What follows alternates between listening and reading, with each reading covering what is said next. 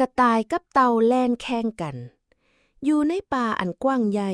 มีกระต่ายตัวหนึ่งที่มักโอ้อวดในความไวของตนเองอยู่เสมอ มันมักจะเยาะเย้ยสัตว์อื่นๆ โดยเฉพาะแม่นเต่าที่เคลื่อนที่ซักซ่ามื้อหนึ่งเต่ารู้สึกเบื่อหน่ายกับการโอ้อวดของกระต่าย จึงท่ากระต่ายแข่งขันแล่น กระต่ายหัวขวนออกมาเสียงดัง เจ้าเต่าที่ซ่า เจ้าจะเอาหยังมาชนะข่อยได้ แต่เต่าก็ยังคงยืนยัน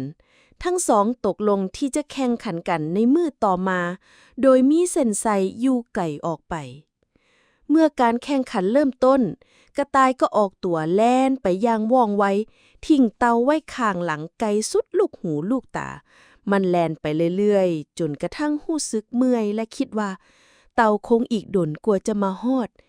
ข่อยขอพักพรจักหน้อยดีกว่า แล้วกระต่ายก็เอนตัวลงนอนใต้ต้นไม้ใหญ่และหลับไป ส่วนเต่านั้น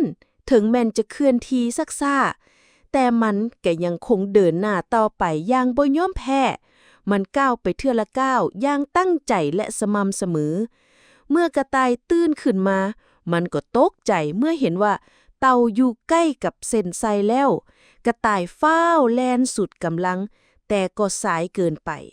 เต่าได้ก้าวข้ามเส้นชัยไปก่อนแล้ว กระต่ายรู้สึกอับอายหลาย มันได้เรียนรู้บทเรียนอันล้ำค่าในมื้อนั้นว่า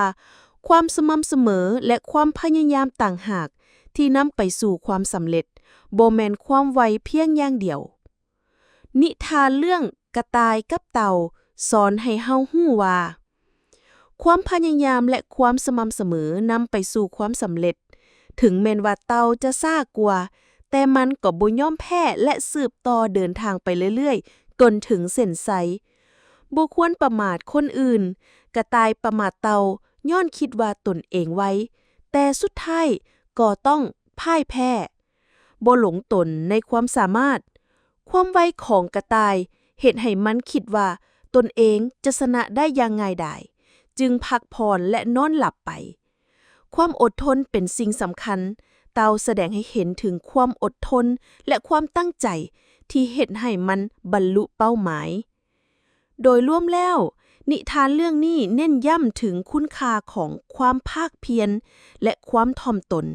ซึ่งเป็นสิ่งสำคัญในการบรรลุเป้าหมายใดๆก็ตามในชีวิต